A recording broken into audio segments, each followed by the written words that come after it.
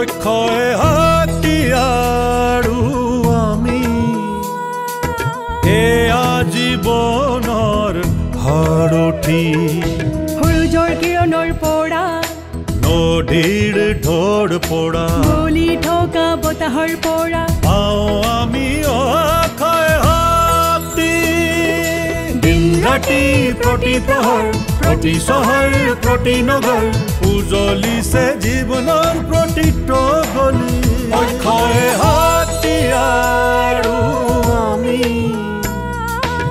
এয়া জীৱনৰ হাৰথি। কোৱা হয় নহয়, যি মানুহে প্ৰতিক্ষণতে আশা কৰি থাকে তেওঁলোকৰ ভৱিষ্যতো উজ্জ্বল হয়। নমস্কাৰ শ্ৰোতা বন্ধুসকল, মই আপোনালোকৰ সূত্ৰধাৰ অক্ষয়। স্বাগতম জনাইছো আপোনালোকক ministry of new and renewable energy government of ইণ্ডিয়াৰ দ্বাৰা স্পনচাৰ্ড আমাৰ পডকাষ্ট, যাৰ নাম হৈছে অক্ষয় শক্তি আৰু আমি। শ্ৰোতাসকল, আজি আমাৰ অনুষ্ঠানত হ'ব লগা কিছুমান বিশেষ কথা। আজি আপোনালোকক শুনাম মানুহৰ জীৱনৰ এনেকুৱা কাহিনী য'ত তেওঁলোকৰ চিন্তা শক্তিয়ে নিজৰ পাৰ হৈ অহা অতীতৰ ছবি সলনি কৰি বৰ্তমানক উন্নত কৰিছে আৰু ভৱিষ্যতক সজাই পৰাই তুলিছে। আৰে গোটেই কথাবোৰ আগতে কৈ দিবা নেকি? মোলৈ অলপ বাট চোৱা। আহিলা তুমি? আহিলো। ধন্য মোৰ জীৱন। মোৰ অবিহনেতো অনুষ্ঠান হ'বই নোৱাৰে। নমস্কাৰ শ্ৰোতাসকল, মই শক্তি। মোৰ ফালৰ পৰা আপোনালোকক স্বাগতম জনাইছো।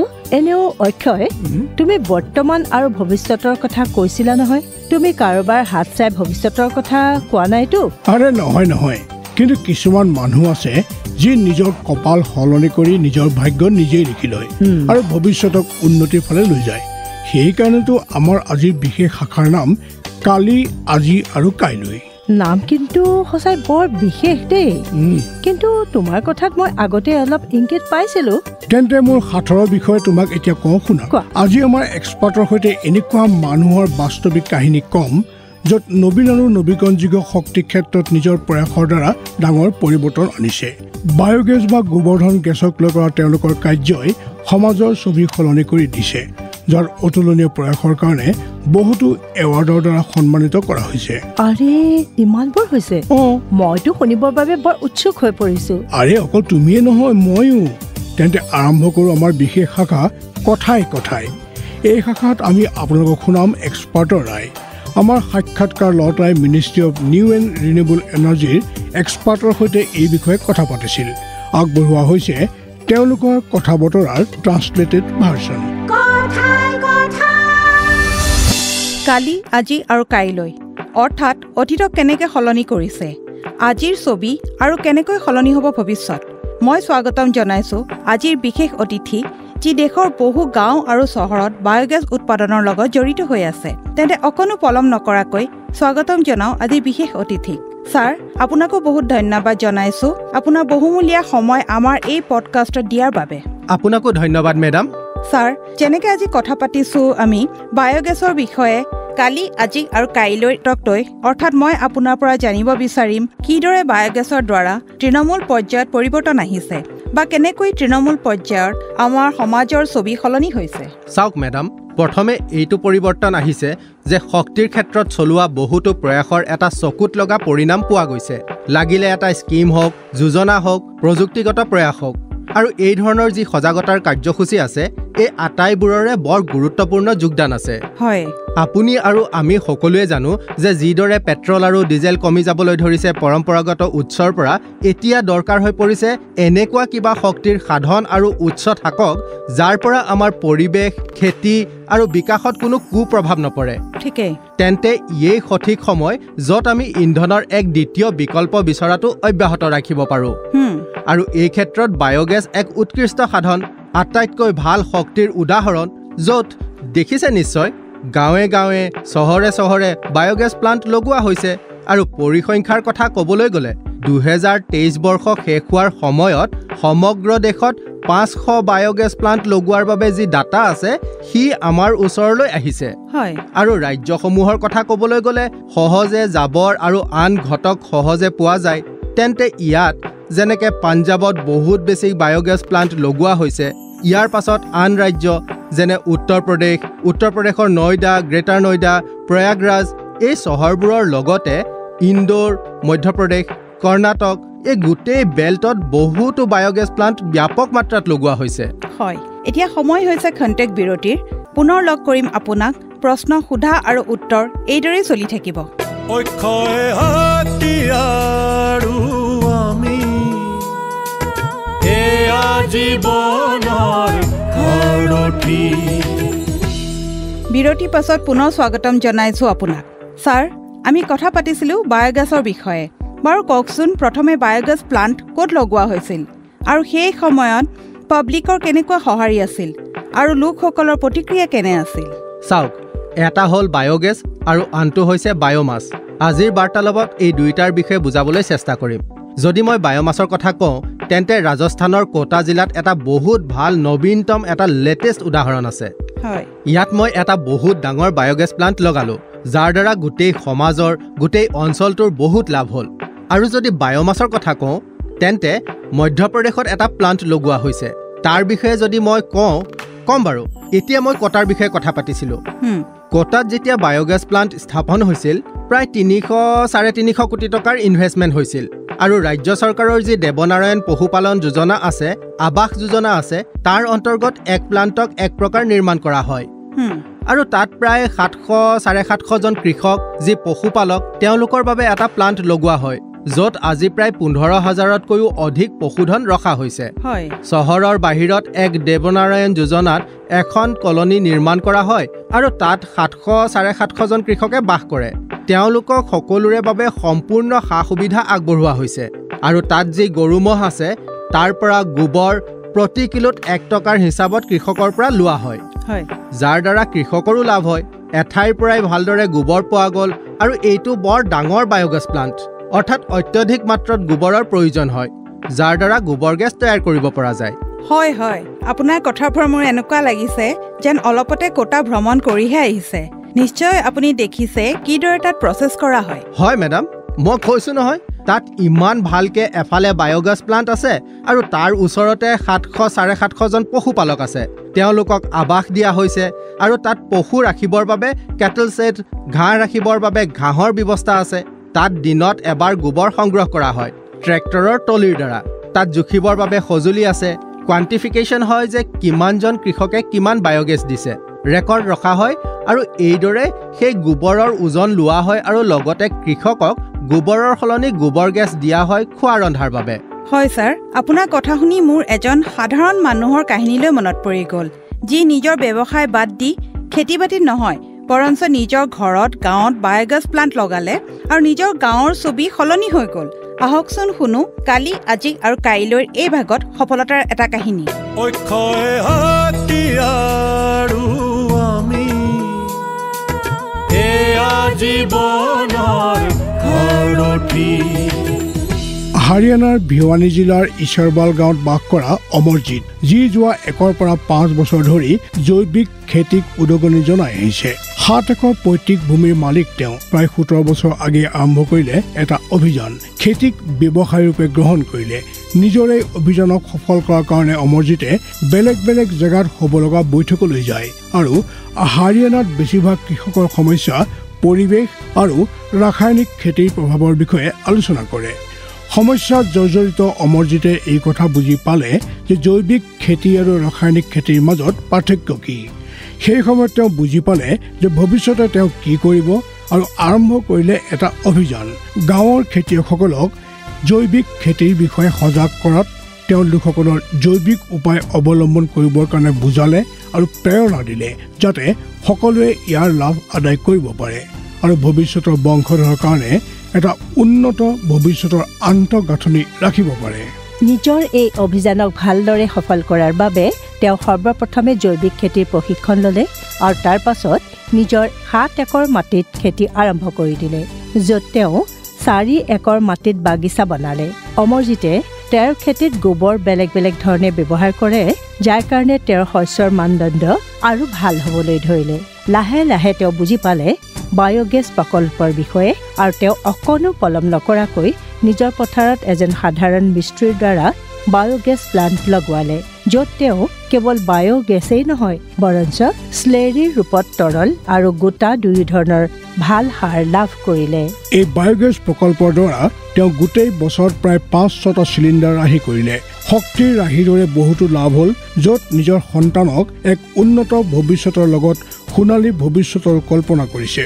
লগতে গোটেই গাঁৱত ইয়াৰ লাভৰ বিষয়ে কৈ আদৰ্শ সমাজৰ কাম কৰি আছে। সাধাৰণ ব্যক্তিক এই সংঘৰ্ষৰ দ্বাৰা সফলতালৈকে প্ৰেৰণা হওক, এনে অভিব্যক্তিক আমাৰ চালাম। অক্ষয় হাতিয়াৰো আমি এয়া জীৱনৰ সাৰথি। বিৰতিৰ পিছত আপোনাক পুনৰ স্বাগতম জনাইছোঁ। ছাৰ, আমি কথা পাতিছিলোঁ বায়'গেছৰ বিষয়ে, যে কিদৰে বায়'গেছে কোটাৰ ছবি সলনি কৰিলে। আৰু এটা বিশেষ কাহিনী এতিয়া আমি শুনিলোঁ, এটা সংঘৰ্ষৰ পৰা সফলতালৈকে। ছাৰ, যেনেকৈ আপুনি শুনিলে যে মানুহে নিজৰ হিচাপত এজন সাধাৰণ মিস্ত্ৰীৰ দ্বাৰা বায়'গেছ প্লাণ্ট লগাব পাৰে, তাৰ নিৰ্মাণ কৰাব পাৰে। হয় হয়, মই আপোনাক এইটো ক'ব বিচাৰিম। কৃষকসকলৰ যি বায়'গেছ প্ৰকল্প আছে, আপোনালোকে নিশ্চয় দেখিছে বায়'গেছ যি প্লাণ্ট আছে তাত বায়'গেছৰ সংগ্ৰহণ মানে ষ্ট'ৰেজৰ আধাৰত আমি এইটো ক'ব পাৰোঁ যে বায়'গেছ প্লাণ্ট দুই ধৰণৰ হয়। প্ৰথম, য'ত ফ্লটিং ড্ৰাম অৰ্থাৎ উপঙি থকা বেকা গাঁথনিৰ হয়, আৰু আনটো ফিক্সড ড্ৰাম যিটো স্থায়ী হয়। গতিকে প্ৰথমটোত অৰ্থাৎ ফ্লটিং ড্ৰাম টাইপ বায়'গেছ প্ৰকল্প, যাক আমি KVIC village industry commission KVIC ডিজাইনৰ নামেৰে জানো, বা ইয়াক প্ৰগতি বায়'গেছ প্লাণ্ট বুলি কোৱা হয়। আৰু আনটো য'ত ফিক্সড ড্ৰাম থাকে, যিটো ডোম টাইপৰ ষ্ট্ৰাকচাৰ ফিক্স হয়, অৰ্থাৎ যাৰ মুভমেণ্ট নহয়, তাক কোৱা হয় fixed drum style biogas plant, যাক সাধাৰণতে দীনবন্ধু প্লাণ্ট বুলিও কোৱা হয়। জনতা বায়'গেছ মডেল বা দীনবন্ধু মডেল। তেন্তে সবাতোকৈ প্ৰথমে যিটো মই কৈছিলোঁ KVIC মডেল, ইয়াত এটা ধাতুৰে নিৰ্মিত ড্ৰাম থাকে, যাক ওলোটা কৰি ৰখা হয়, আৰু ইয়াত গেছ একত্ৰিত হয়, আৰু ড্ৰামৰ মাজত এডাল পাইপ লগাই দিয়া হয়, য'ত তৈয়াৰ হোৱা গেছক বায়'গেছ প্লাণ্টৰ পৰা বাহিৰলৈ উলিয়াই ব্যৱহাৰ কৰা হয়। কাৰণ এই ড্ৰাম আকাৰৰ যিটো শ্বেপ আছে, তাৰ মাজত কণ্ট্ৰল কৰাৰ বাবে তাক স্থায়ীভাৱে ৰখাৰ বাবে মেটেলৰ এটা গাইড ফ্ৰেম থাকে, যাৰ সহায়ত ড্ৰাম ওপৰতল হয়। তেন্তে ইয়াত গোবৰ আৰু পানীক আমি সমান মাত্ৰাত অনুপাতত মিহলি কৰি মিক্স কৰি বায়'গেছ প্ৰকল্পত যিডাল প্ৰৱেশ পাইপ থাকে, ইনলেট পাইপ থাকে, তাৰ মাধ্যমেৰে যি ডাইজেষ্টাৰ কক্ষ আছে, তাত আমি ইয়াক পঠাওঁ। আৰু তাত, কাৰণ এই ডাইজেষ্টাৰ কক্ষই যি বায়'গেছ প্লাণ্টৰ মুখ্য অংশ হয়, অৰ্থাৎ ইয়াক আমি ইয়াৰ ডাঙৰ ছেগমেণ্ট বুলি ক'ব পাৰোঁ। মেইন যি বায়'গেছৰ এটা কেন্দ্ৰবিন্দু থাকে, যি হয় পাচন কক্ষ, য'ত যি পানী আৰু গোবৰ মিলাই আমি ঢালি দিওঁ, সেইবোৰ ডাইজেষ্ট হোৱাৰ বাবে এটা স্পেচ দিয়া হয়, এটা পৰিৱেশ দিয়া হয়, য'ত অক্সিজেনৰ নাটনি, বতাহৰ নাটনি অনুপস্থিতিত, অৰ্থাৎ এক প্ৰকাৰৰ ডাইজেশ্যন হয়, যাক আমি অপঘটন বা এনাৰবিক ডাইজেশ্যন বুলি কওঁ। বতাহৰ অনুপস্থিতিত যি গোবৰ আছে, সেয়া পাচন হোৱা, যাৰ মাধ্যমেৰে বায়'গেছ নিৰ্মাণ হয়, আৰু সেই বায়'গেছ যি প্ৰথমেই থোৱা ড্ৰাম, ওলোটা ড্ৰামত একত্ৰিত হয়। এই ধৰণৰ বায়'গেছক মই ইয়াত বুজাবলৈ চেষ্টা কৰিছোঁ, কাৰণ এই KVIC ডিজাইন মেটেলৰ দ্বাৰা বনোৱা হয়। তেন্তে অলপ ইয়াত বায়'গেছ ইউটিলিটিক বেছি খৰচ কৰিব লগা হয়। অলপ খৰচ হয়, কিন্তু ইয়াৰ যি ৰক্ষণাবেক্ষণ আছে, দক্ষতা আছে, অলপ অধিক হয়। আনহাতে যি ফিক্সড ড্ৰাম অৰ্থাৎ স্থিৰ ষ্ট্ৰাকচাৰ থাকে, তাক যি ঘৰুৱা, যি আমাৰ এটা যি নিৰ্মাণ মেটেৰিয়েল থাকে, যেনে চিমেণ্ট, ৰড আৰু চিপছ আদি, ইয়াৰ পৰা বনাব পৰা যায়। তেন্তে আমি এই বুলি ক'ব পাৰোঁ যে দীনবন্ধু বায়'গেছ যি ডিজাইন আছে, সি কম খৰচত বনাই তৈয়াৰ হৈ যায়। তেন্তে ছাৰ, যেনেকৈ আপুনি ক'লে, মানে ডিটেইলভাৱে বুজাই দিলে, ইনফেক্ট আপুনি গোটেই শ্ৰোতাক বুজাই দিলে যে কিমান ধৰণৰ হয় বায়'গেছ প্লাণ্ট। কিন্তু এতিয়া সময় হৈছে চমু বিৰতিৰ। অক্ষয় হাতিয়াৰো আমি এয়া জীৱনৰ সাৰথি। বিৰতিৰ পাছত আপোনাক স্বাগতম জনাইছোঁ। ইয়াত মোৰ এটা প্ৰশ্ন আছে, যদি ধৰি লওক মই কিবা বায়োগেছ প্লাণ্ট লগাব লাগে তেন্তে মই নিজৰ মিস্ত্ৰী নিজৰ চহৰৰ মিস্ত্ৰী লোকেল মিস্ত্ৰী তেওঁলোকৰ হতুৱাই ইয়াৰ নিৰ্মাণ কৰিব পৰা বা লগাব পৰা যায় নেকি মেডাম এই ক্ষেত্ৰত মই ক'ব পাৰো যে বায়োগেছ প্লাণ্ট লগোৱাৰ বাবে এজন দক্ষ মিস্ত্ৰীৰ প্ৰয়োজন হয় আৰু ইয়াৰ বাবে মন্ত্ৰালয়ে বায়োগেছ বিকাশ কেন্দ্ৰ সুচাৰুৰূপে খুলিছে প্ৰায় 8টা বায়োগেছ বিকাশ কেন্দ্ৰ আছে যাক বায়োগেছ ডেভেলপমেণ্ট ট্ৰেইনিং চেণ্টাৰ বুলি ক'ব পৰা যায় ইয়াত কুশল শ্ৰমিকক ট্ৰেইনিং দিয়াৰো ব্যৱস্থা আছে তেন্তে ইয়াৰ বাবে বহুত কুশল মিস্ত্ৰীৰ প্ৰয়োজন হয় তেওঁলোকৰ প্ৰযুক্তিগত জ্ঞান থাকিব লাগিব অন্যথা আপোনাৰ বায়োগেছ যি নিৰ্মাণ হ'ব কৰবাত নহয় কৰবাত লিকেজ হৈ যাব বিজুতি ঘটিব তেতিয়া আপুনি প্ৰপাৰ সন্তুলন মাত্ৰাত যি বায়োগেছ তৈয়াৰ হ'ব সেয়া কামৰ বাবে ল'ব পৰা নাযাব এয়া ৰাজ্যিক স্তৰত ইয়াৰ লিষ্ট এভেইলেবল তাত এয়া পোৱাও যায় ইয়াৰ বাবে যি কুশল মিস্ত্ৰী আছে তেওঁলোকৰ হতুৱাই আপুনি বায়োগেছ তৈয়াৰ কৰক য'ত বহুত প্ৰাথমিক স্তৰৰ যি সাৱধানতা আছে যেনেকৈ আপোনাৰ মাটিৰ স্তৰৰ হওক বা এক সমান লেভেলৰ সমতল জেগা হওক ছাৰ আমি বাৰু নিৰ্মাণৰ বিষয়ে জানিলোঁ ইয়াৰ প্ৰকাৰৰ বিষয়েও জানিলোঁ এতিয়া মই এইটো জানিব বিচাৰোঁ যে বায়োগেছ উৎপাদিত জৈৱিক সাৰত ব্যৱহাৰ খেতিত কৰা হয় তেন্তে যদি আমি আৰ্থিক স্থিতিৰ বিষয়ে কথা কওঁ তেন্তে এই জৈৱিক সাৰ আৰু ৰাসায়নিক সাৰৰ মাজত পাৰ্থক্য কি মেডাম বায়োগেছ প্ৰকল্পত বায়োগেছৰ যি মুখ্য ঘটক আছে তাক আমি পাকঘৰত গেছত খোৱা ৰন্ধাৰ বাবে কামত লৈ ল'লোঁ আৰু বায়োগেছৰ যি সহ উৎপাদ অৰ্থাৎ আমি পানী আৰু গোবৰৰ যি এক ঘোল ঢালি দিওঁ বায়োগেছত এফালৰ পৰা গেছ তৈয়াৰ হৈ যায় আনফালে ইয়াৰ যি সহ উৎপাদ আছে সি বহুত উৰ্বৰক আৰু এফালে ই পোষণৰ কাম কৰে যাক আমি বায়োগেছ স্লাৰী বুলি কওঁ সি পাচক ঘোল তাত বহুত নিউট্ৰিয়েণ্ট বা পুষ্টিতত্ত্বৰে ভৰপূৰ হৈ থাকে আৰু সি প্ৰায় গোটেই পুষ্টিতত্ত্ব যি আমাৰ এক ভাল শস্যৰ বাবে জৰুৰী হয় সেই আটাইবোৰক সন্তুলিত মাত্ৰাত মাটিত উপলব্ধ কৰোৱাব পাৰে আৰু বায়োগেছ প্লাণ্টৰ যি ঘোল আছে সি কোনো ধৰণে কোনো কুপ্ৰভাৱ নেপেলায় আৰু ইয়াক আমি জৈৱিক সাৰ হিচাপে কামত লগাব পাৰোঁ আৰু চাবলৈ গ'লে কৃষকৰ ইয়াত গোবৰৰ এটা গাঁতত যাক কম্পোষ্ট বুলি কোৱা হয় তাত ঢালি দিয়া হয় এফালে তাত পুষ্টিতত্ত্বৰ ক্ষৰণ হয় লছ হয় গোটেই পুষ্টিতত্ত্ব আমি মিহলাব নোৱাৰোঁ তেন্তে বায়োগেছ প্লাণ্টক আমি ইউজ কৰোঁ যদি গোটেই পুষ্টিতত্ত্ব পাম আৰু যি গৰু ম'হ সেউজীয়া ঘাঁহ আৰু আন জীৱ জন্তু চৰে এইবোৰৰ বীজ খেতিলৈ নিয়াৰ চান্স বহুত বেছি কিন্তু বায়োগেছত এনেকুৱা নহয় কাৰণ গোবৰৰ পানীত ঘোল বনাই বায়োগেছ ঢালি দিয়া হয় প্ৰায় 40 দিনত সেই গোবৰৰ ঘোল যি ডাইজেষ্টাৰত থাকে সেই সময়ত গোটেই বীজ ভৰি পৰে আৰু কোনো ধৰণৰ পদাৰ্থ আপোনাৰ পথাৰলৈ নাযাব আপুনি দেখিছে নিশ্চয় যে কৃষকসকলে অলাগতিয়াল পদাৰ্থ আঁতৰোৱাৰ বাবে আন ৰাসায়নিক ঘোল ছটিয়াই যাতে পথাৰত পুষ্টিতত্ত্ব কমি নাযায় সেইকাৰণে আমি অলাগতিয়াল পদাৰ্থ আঁতৰাই দিওঁ গুচাই দিওঁ গোবৰ গেছৰ দ্বাৰা এনেধৰণৰ পদাৰ্থক ৰোধ কৰিব পৰা যায় আন কথা হ'ল পুষ্টিতত্ত্বৰ কথা যদি কওঁ মই কওঁ বহুত উপযোগী হয় লগতে যি বায়োগেছ লাৰি ওলায় ইয়াৰ ব্যৱহাৰ কৃষকসকলে মৎস্য পালনৰ বাবে কৰে তাৰ বাবে এক ধৰণৰ খোৱা বোৱাৰো কাম হয় আৰু মাছৰুম কাল্টিভেশ্যনৰ কৃষকসকলৰ বাবেও সেই ঘোল বহুত কামত আহে এইদৰে মই ক'ম যে আমাৰ বায়োগেছেৰে ওলোৱা যি ঘোল আছে সন্তুলিত মাত্ৰাত সম্পূৰ্ণ পুষ্টিতত্ত্বৰ এক অকলশৰীয়া সাধন আছে মানে আপুনি ক'ব বিচাৰে যে বায়োগেছ এক লাভ অনেক এতিয়া সময় হৈছে খন্তেক বিৰতিৰ অক্ষয় হাতিয়াৰো আমি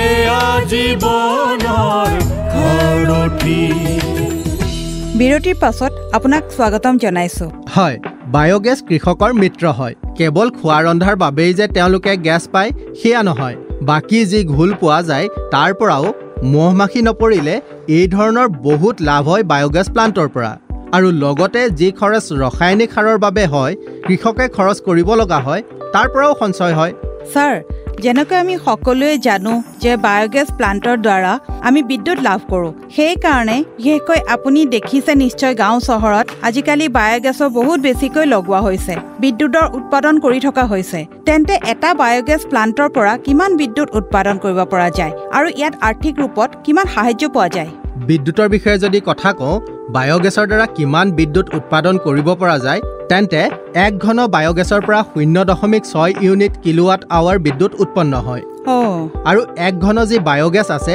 সি প্ৰায় 0.43 কিলো এলপিজিৰ সমান তাত জলীয় ভাপৰ পৰিমাণ থাকে আৰু এইদৰে মই ক'ব পাৰোঁ যে 100 ঘন কিউবিক মিটাৰৰ বায়'গেছ লগালে এজন কৃষকৰ এটা ঘৰৰ বাবে যি ৰিকুৱাৰমেণ্ট হয় প্ৰয়োজন হয় প্ৰায় 20 পৰা 24 ঘণ্টাৰ বিদ্যুতৰ গোটেই প্ৰয়োজনীয়তা পূৰণ হ'ব পাৰে হয় হয় তেন্তে এটা বায়'গেছ প্লাণ্টৰ পৰা আমি 10 পৰা 12 ঘণ্টাৰ বাবে বিদ্যুৎ উৎপাদন কৰি কৃষকসকলে এদিনৰ বিদ্যুৎ ব্যৱহাৰ কৰিব পাৰে এই বুলি আমি ক'ব পাৰোঁ নহয় জানো হয় হয় এতিয়া সময় হৈছে এটা চমু বিৰতিৰ তাৰ পাছত পুনৰ লগ হ'ম আপোনাৰ লগত অক্ষয় হাতী আৰু আমি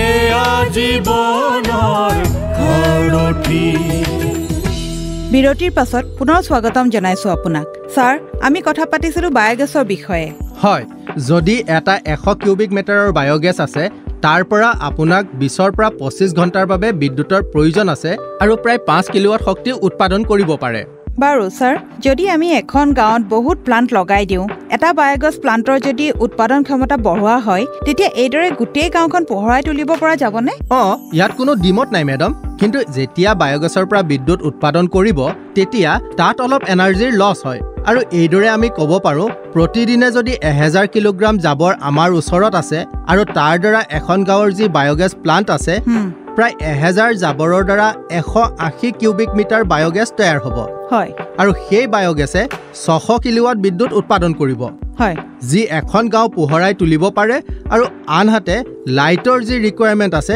তাকো পূৰা কৰিব পাৰে হয় হয় একেবাৰে ঠিক কথা কৈছে আপুনি কাৰণ এনেকুৱাই কৰি আছে ছত্তীশগড়ৰ কিছুমান মহিলাই বায়'গেছ প্লাণ্ট লগোৱাই বিদ্যুৎ উৎপাদন কৰি আছে গাঁৱৰ ঘৰে ঘৰে বিদ্যুতৰ যোগান ধৰি আছে তেন্তে কালি আজি আৰু কাইলৈ এই বিশেষ শাখাত আহক শুনো তেওঁলোকৰ কাহিনী অক্ষয় হাতী আৰু আমি এয়া জীৱনৰ সাৰথি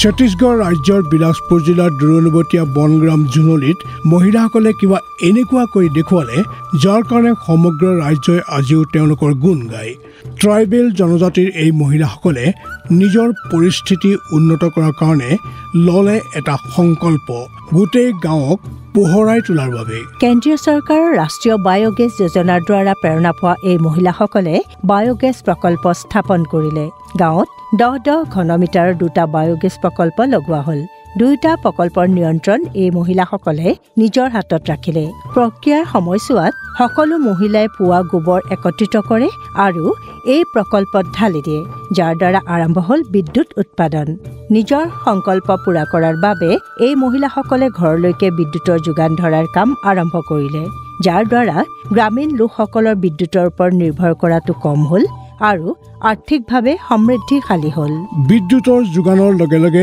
এই মহিলাসকলে সিদ্ধান্ত ল'লে বায়'গেছৰ দ্বাৰা তৈয়াৰী পাকঘৰৰ গেছৰ যোগান লোকসকললৈ পঠুৱাবলৈ যাৰ কাৰণে তেওঁলোকে প্ৰতিমাহে এটা ঘৰৰ পৰা বায়'গেছ যোগানৰ বাবে আগধন হিচাপে 100 টকা লৈ প্ৰথম চৰণত পক্ষততা ঘৰত বায়'গেছৰ কানেকশ্যন দি দিলে লগতে প্ৰকল্পৰ পৰা মেইন পাইপৰ জৰিয়তে ঘৰত কানেকশ্যন দিয়াৰ কাৰণে ছাৰ্ভিচ লাইনো বহালে এই পাইপলাইনৰ জৰিয়তে আজিও লোকসকললৈ গেছৰ যোগান হৈ আছে আদিবাসী বহুল জুহুলি গাঁৱত কেন্দ্ৰীয় চৰকাৰৰ যোজনাৰ জৰিয়তে আত্মনিৰ্ভৰশীলতা আৰু স্বাৱলম্বনৰ কাহিনী লিখা এই মহিলাসকলে বায়'গেছ প্ৰকল্পৰ পৰা ওলোৱা বায়ো প্ৰডাক্টৰ ব্যৱহাৰ সাৰৰ ৰূপত কৰি আছে যাৰ অন্তৰ্গত 1 কিলোগ্ৰামৰ পৰা লৈ 5 কিলোগ্ৰামৰ পেকেট তৈয়াৰ কৰি বজাৰত বিক্ৰীৰ বাবে পঠোৱা হয় ঘৰত গাৰ্ডেন বিকশিত কৰিব লগা বা চৰকাৰী কাৰ্যালয়ত বিকশিত গাৰ্ডেনত বায়ো প্ৰডাক্টৰ দ্বাৰা তৈয়াৰী সাৰৰ ব্যৱহাৰ হোৱাৰ কাৰণে এই ক্ষেত্ৰত ৰোজগাৰ বৃদ্ধি হৈছে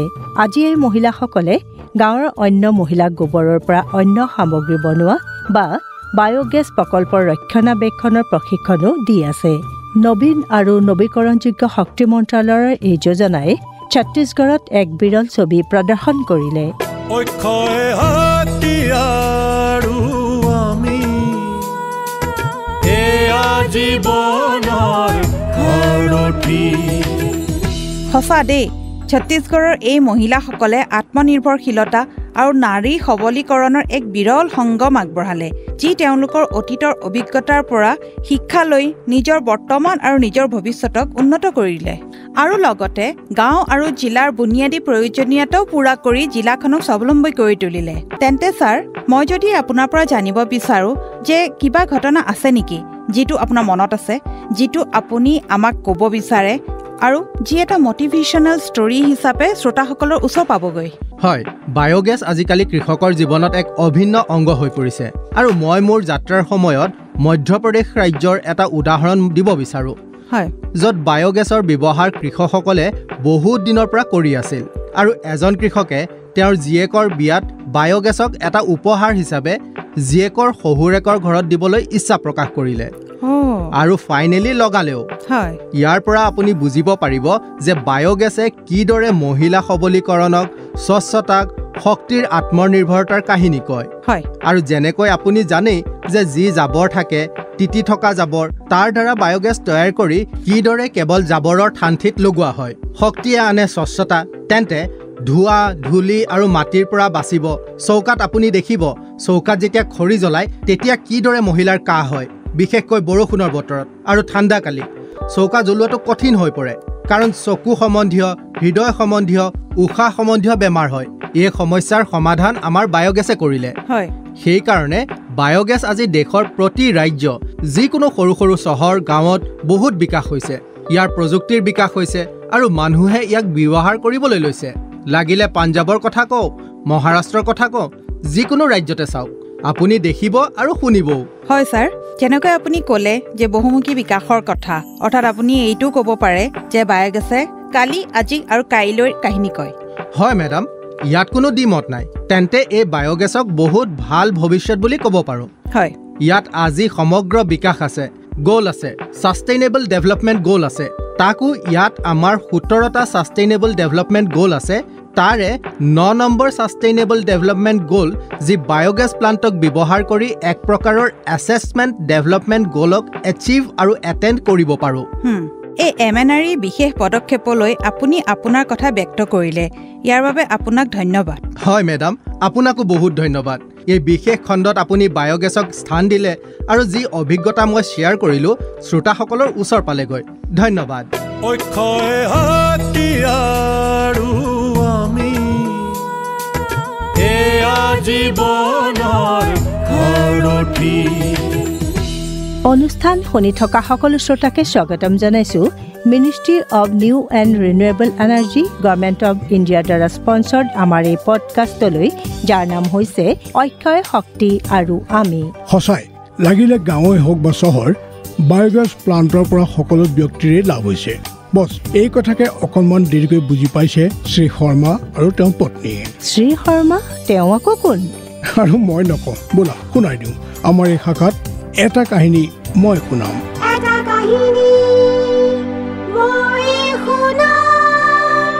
আৰে আৰে, এয়া চাওকচোন, কি খবৰ আহিছে? কিনো? এতিয়া ব্যাপক মাত্ৰাত বায়োগেছৰ প্লাণ্ট লগোৱা হৈছে। ইয়াৰ কাৰণে সকলো চহৰবাসীক আহ্বান জনোৱা হৈছে যে তেওঁলোকে জাবৰ বেলেগ বেলেগ ডাষ্টবিনত পেলাব, কাৰণ এই জাবৰৰ পৰা হেনো বায়োগেছ তৈয়াৰ হয়। এনেকুৱা স্কিম ক'ব নোৱাৰো কিমান আহি থাকে। আৰে নহয়, কালি মিছেছ গুপ্তাৰ ঘৰলৈ গৈছিলো, তাত দেখিলো তেওঁলোকে ডাঙৰ ডাঙৰ 2টা ডাষ্টবিন থৈছে। ডাষ্টবিন? এটা সেউজীয়া আৰু এটা নীলা। সেউজীয়া আৰু নীলা? কি ৰঙৰ হাতৰ কৈছাহে? ৰঙৰ সৈতে জাবৰ জোথৰৰ কি কাম আছে? বহুত কাম আছে শৰ্মাদেউ। আৰে মিছেছ গুপ্তা, আপুনি আহক আহক, বহক বহক, চাহ খাই যাব দেই। চাহ বাৰু মই খাম, কিন্তু মই লগতে আপোনাক এইটোও ক'ম যে ৰঙৰ সৈতে জাবৰৰ কি কাম আছে। মিছেছ গুপ্তা, আপুনি পুৱাই পুৱাই এয়া কি লৈ আহিলে? প্ৰথমতে কুসুম আৰু আপুনি, মানে মই কওঁ আপোনালোক দুয়োৱে কথা পাতক, মই অফিচ যোৱাৰ বাবে সাজু হওঁ। কিন্তু প্ৰথমে মোৰ গোটেই কথাবোৰ শুনি যাব, যাতে আপোনাৰ অফিচতো এই কথাবোৰ কৈ আপুনি তেওঁলোকক সজাগ কৰিব পাৰে। আচ্ছা, এনেকুৱা হয় যদি কওক তেন্তে।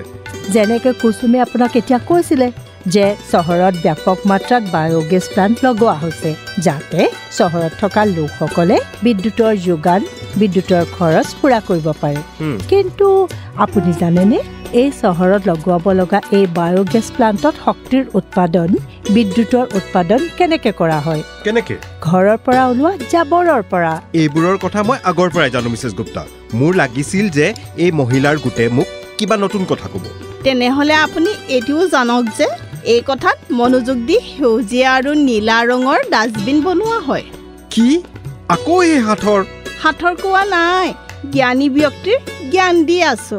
এখেতক ময়ো বুজাই দিওঁ ৰ'বা। শৰ্মাদেউ, আপুনি এয়া নিশ্চয় দেখিছে যে গলিয়ে গলিয়ে জাবৰ উঠোৱাৰ গাড়ী আহে। দেখিছো। প্ৰতিখন গাড়ীতে সাধাৰণতে এটা এনাউন্সমেণ্ট হয়। এনাউন্সমেণ্ট? সেয়া আকৌ কি? বেছিভাগ জাবৰ উঠোৱা গাড়ীয়ে ডাষ্টবিনৰ ৰঙৰ বিষয়ে কয়। যেনেকৈ তিতি থকা জাবৰ সেউজীয়া ডাষ্টবিনত আৰু শুকান জাবৰ নীলা ডাষ্টবিনত পেলাবলৈ কোৱা হয়, যাতে সঠিক উপায়েৰে জাবৰৰ বাছনি কৰিব পৰা যায়।